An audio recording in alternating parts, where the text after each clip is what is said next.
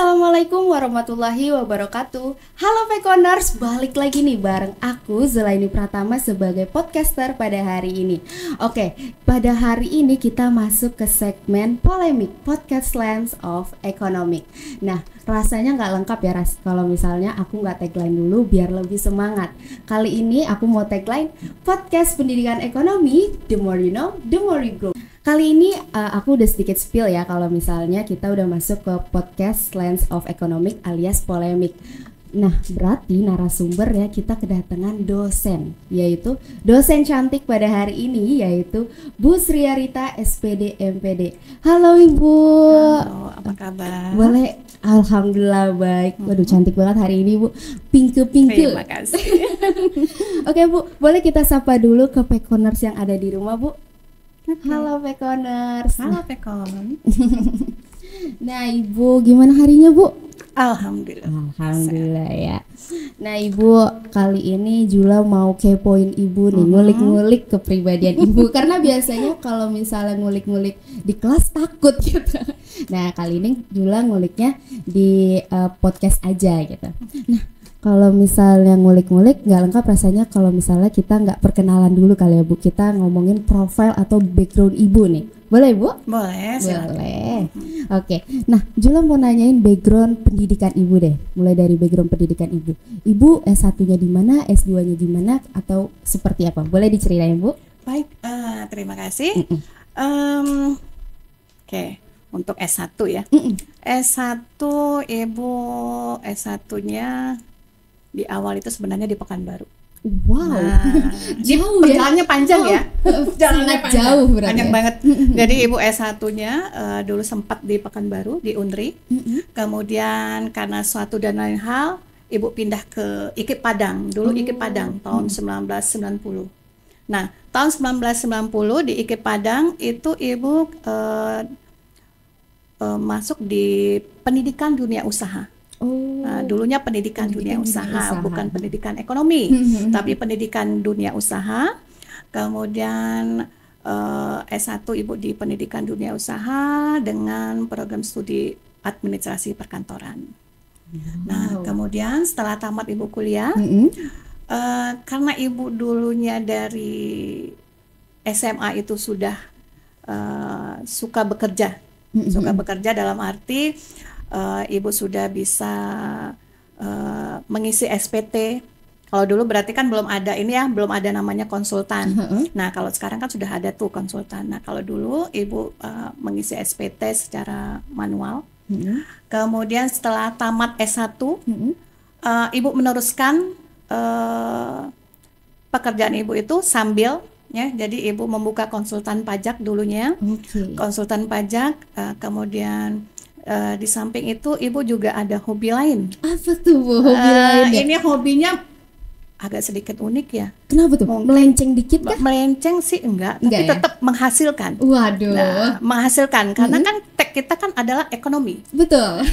Ekonomi berarti kita harus menghasilkan sesuatu produk yang kemudian akan bisa bermanfaat.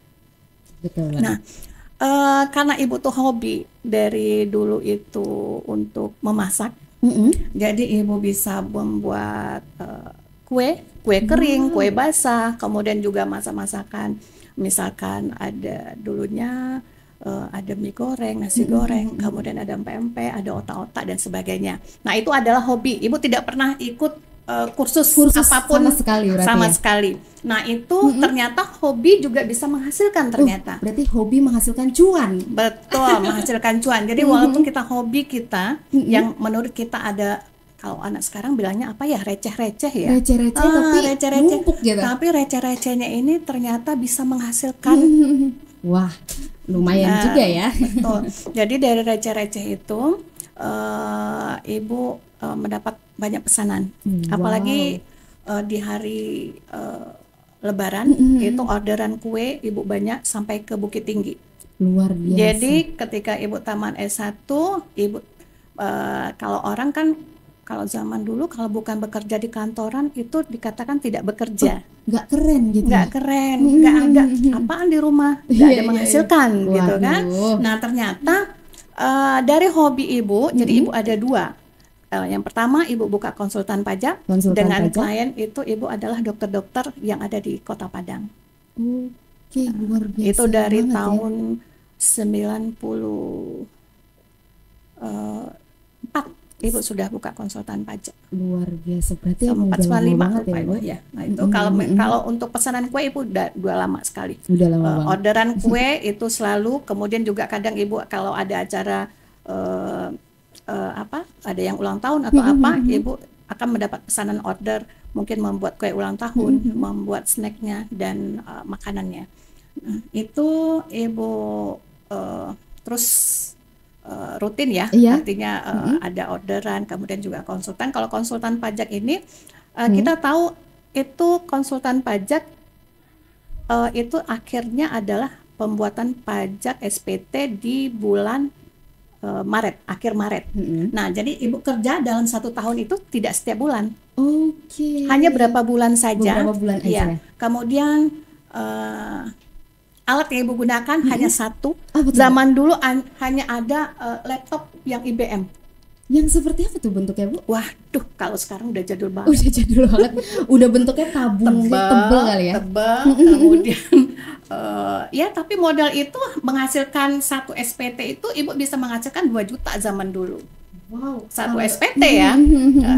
Itu dihitung sendirilah ya. Jadi kalau sudah selesai Ibu penghitungan Ibu bisa ya lebih lega ketika Ibu di konsultan pajak. Wow. Dan alhamdulillah karena Ibu juga disupport oleh almarhum Papa Ibu yang pensiunan pajak juga, dan beliaulah yang punya brevet izin untuk membuka konsultan. Jadi beliau buka di Kota Batam, sedangkan Ibu di Padang. Nah itu sedikit ya ketika Ibu S1. Nah kemudian jadi Ibu ini dosen di sini baru tahun 2018. Oh, baru 2018. Tadi katakan sangat-sangat baru yang di Padang. Yang di Padang. Ya, tapi sebelumnya Ibu juga sudah dosen tapi di swasta. Sedangkan untuk sebelum jadi dosen ini Ibu ngajar di SMA di Kota Batam. Kebetulan Ibu diterima PNS di Kota Batam di SMA Negeri 3. SMA Negeri 3 Batam. Nah, perjalanan Ibu di SMA Negeri 3 ini, waduh. Kenapa tuh? Sangat-sangat luar biasa. Sangat-sangat mungkin boleh dikatakan bukan hanya sekedar ini ya prestasi untuk guru. Jadi tahun 2014 Ibu sudah mendapat kesempatan untuk menjadi instruktur boga. Instruktur boga. Kemudian juga Ibu ikut lomba tingkat nasional. Itu di boga juga. Sampai Ibu ke Bandung. Jadi dari kota Ibu juara 1, provinsi Ibu juara 1, dan sampai ke nasional. Nah, itu 2014. Nah, 2015 Ibu mendapatkan kesempatan lagi untuk mengikuti menjadi guru prestasi di 2015 sampai juga ke nasional. Alhamdulillah. Jadi di Kota Padang, di Kota Batam juara 1, di provinsi Ibu juara 1, kemudian kami sama-sama di Jakarta untuk mengikuti kompetisi untuk guru prestasi. Nah, karena Ibu ikut lomba-lomba yang 2 ini, nah Ibu diberi kesempatan oleh provinsi untuk mewakili membawa siswa-siswa sampai ke Palu dan Kupang. Wow, luar biasa banget Ibu. Ya, jadi dari hobi, ya itu kan hobi tuh boga. Bisa memberi kesempatan Ibu untuk melihat kota-kota lain. Iya, betul. Seperti itu. Jadi dari hobi kita bisa menjadikan dia langkah untuk kita bisa pergi ke tempat-tempat yang lain melihat bagaimana kota-kota. Jadi sebelum Palu itu mendapat musibah bencana alam, Ibu melihat memang kotanya sangat bagus, sangat luar biasa. Luar biasa di kota. Nah, baik, kita lanjut dari S1. Kemudian Ibu di Batam, kemudian tahun 2011 Ibu lanjut S2. Masih tetap di UNP. Masih secinta itu dengan masih UNP. secinta itu Ibu dengan UNP. Ya, jadi Ibu lanjut S2 di sini, kemudian Ibu tetap di PNS di SMA 3 ya, ngajar di SMA 3. Kemudian tahun 2017 Ibu diberi kesempatan lagi untuk mengambil S3 di kajian lingkungan ya. Kemudian 2018 Ibu diberi kesempatan untuk bergabung di Fakultas Ekonomi dan Bisnis sekarang ya, itu 2018 di awal Januari. Luar biasa. Nah, berarti akhirnya panjang Ibu banget menjadi ya. dosen di sini. Kalau di Batam, Ibu dosen di Ibnu Sina. Jadi pagi Ibu ngajar di SMA, sore sampai malam itu Ibu ngajar di Ibnu Sina sebagai dosen manajemen. Sebagai dosen manajemen. Betul Luar sekali. biasa banget, berarti Ibu kiprahnya benar-benar mulai dari guru, terus konsultan pajak, terus tiba-tiba belok sedikit ke boga. Betul. Terus tiba-tiba belok sedikit menjadi dosen manajemen dan sekarang belok sedikit jadi dosen pendidikan ekonomi. Tapi sedikit saling berkaitan ya, Bu. Ya, semuanya Oke, Ibu. berkaitan. Kalau misalnya sebagai dosen pendidikan ekonomi, Ibu mengajarnya pada mata kuliah apa ya, Bu? Oke, untuk di pendidikan ekonomi ini ada beberapa mata kuliah yang Ibu ajar. Salah satunya itu adalah mengajar etika bisnis dan profesi. Etika bisnis dan profesi. Dan sebelumnya juga Ibu mengajar juga, mungkin karena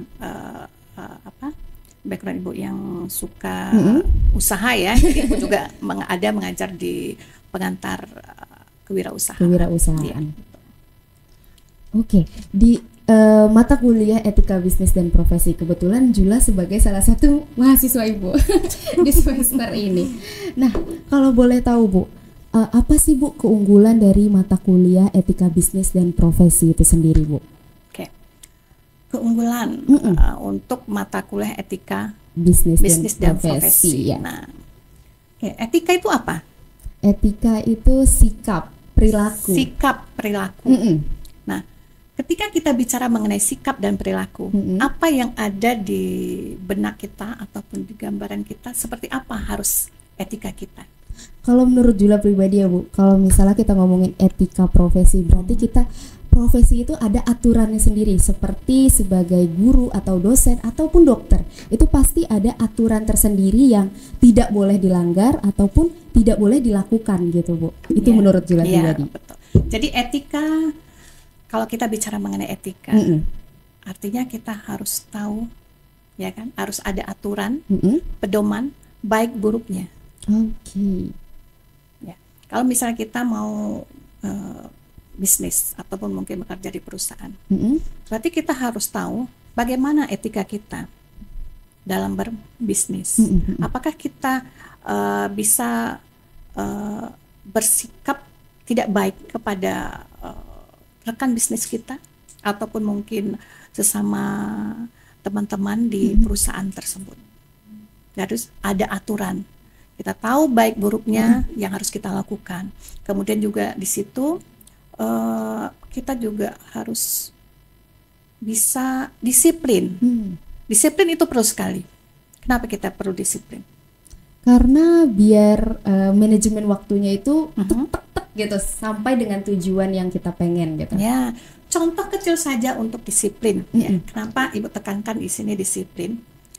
Ketika misalkan kita sudah bekerja nih di satu perusahaan, nah kita akan mengadakan rapat atau pertemuan dengan beberapa rekan bisnis. Kegiatan rapat ataupun pertemuan itu di jam 9. Nah, di jam 9.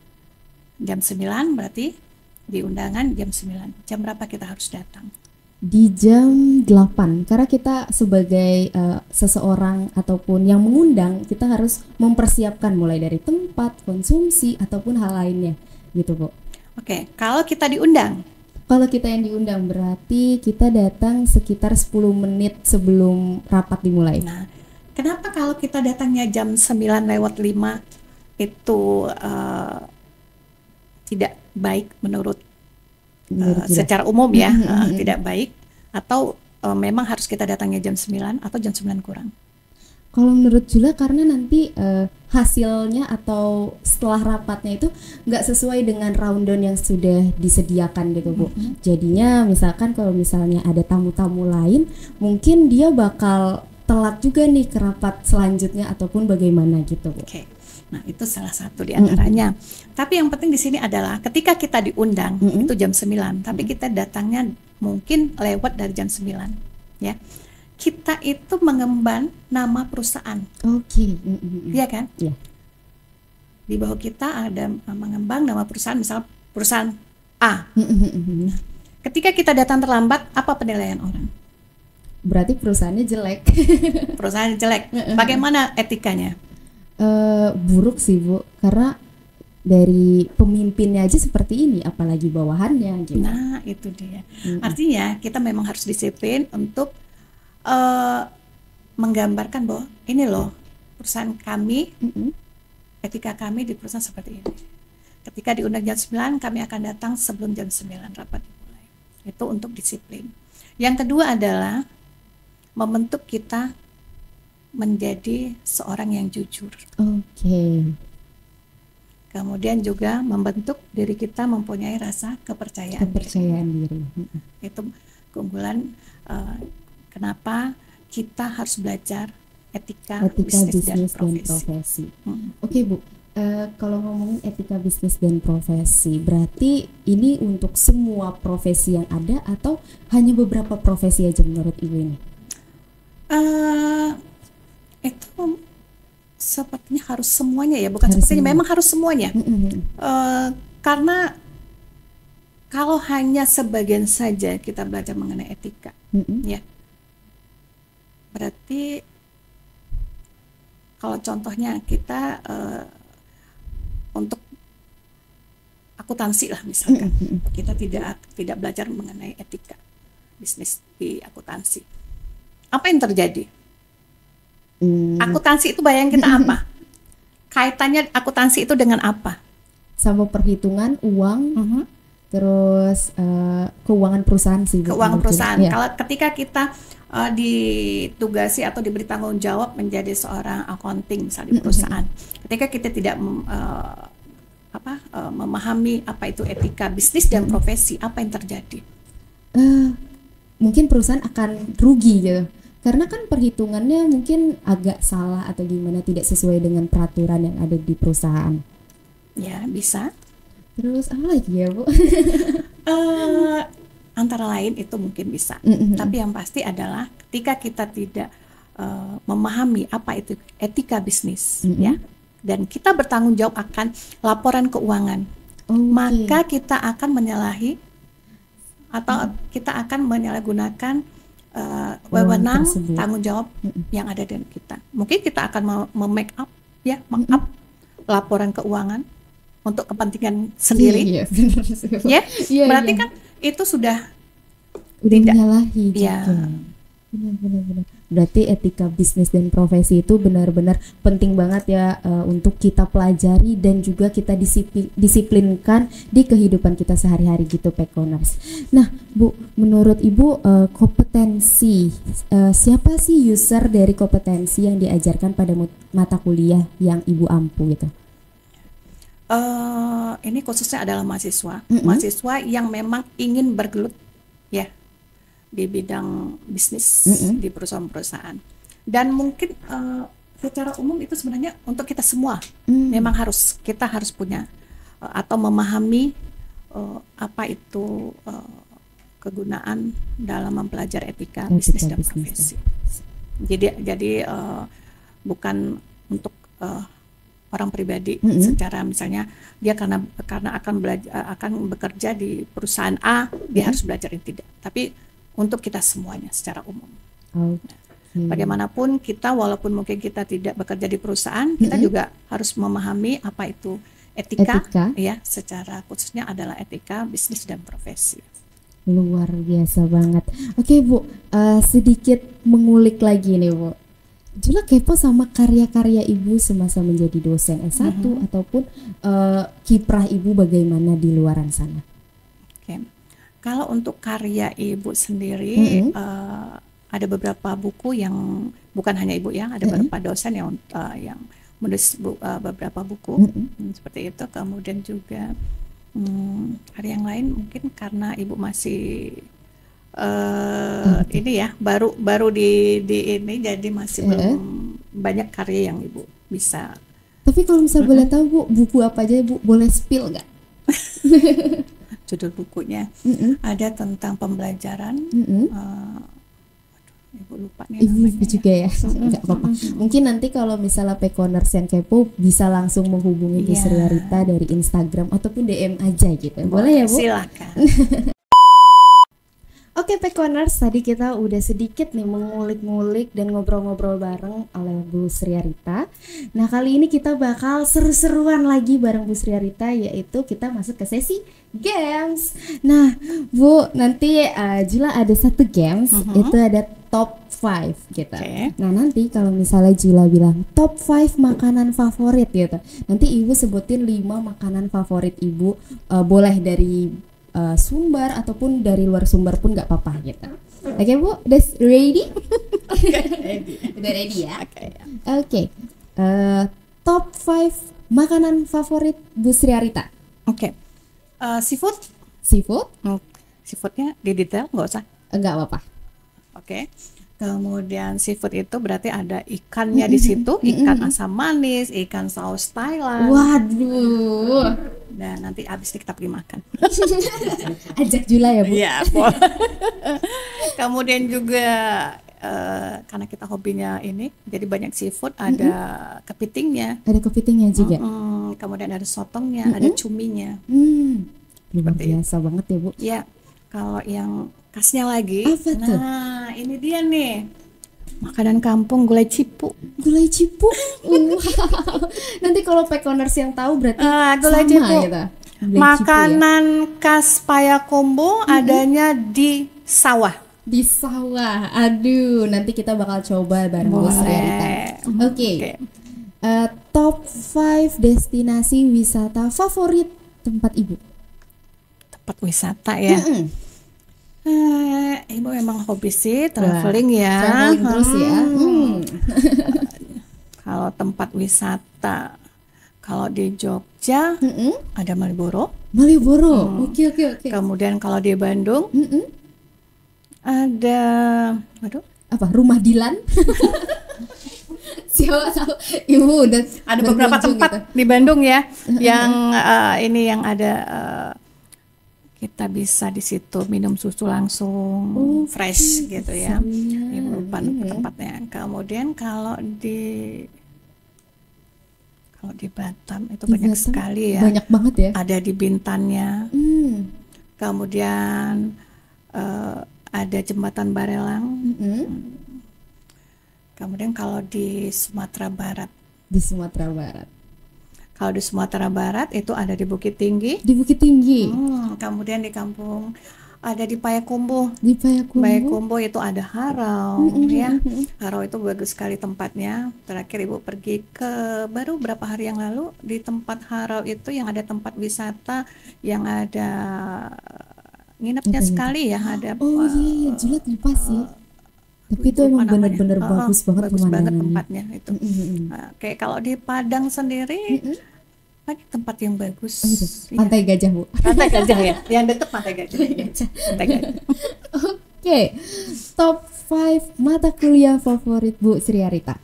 Mata kuliah favorit. Ada kalau untuk MKU ada kewirausahaan.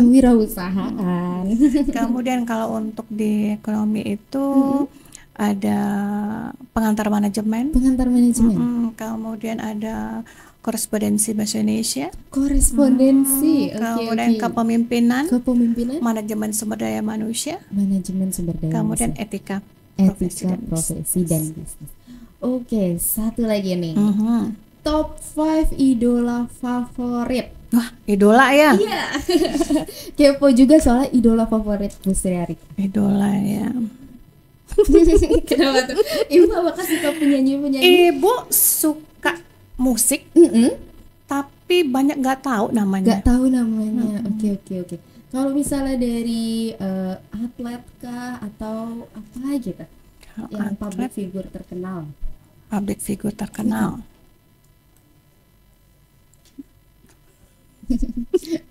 Ibu tahu tapi lupa gitu namanya Iya. mungkin ya. Tapi gak apa-apa. Nanti kita kepoin lagi kalau misalnya Bu Sri Harita main-main lagi ya di podcast Iya. Pendidikan Ekonomi. Oke, Pekoners, tadi udah dengarkan top 5 favorit Bu Sri Harita, mulai dari apa tadi, gulai cipu. Iya, gulai cipu. Itu paling Gulai menarik cipu. sih, Bu. Dan Bu Sri Harita itu ternyata suka banget sama seafood dan traveling.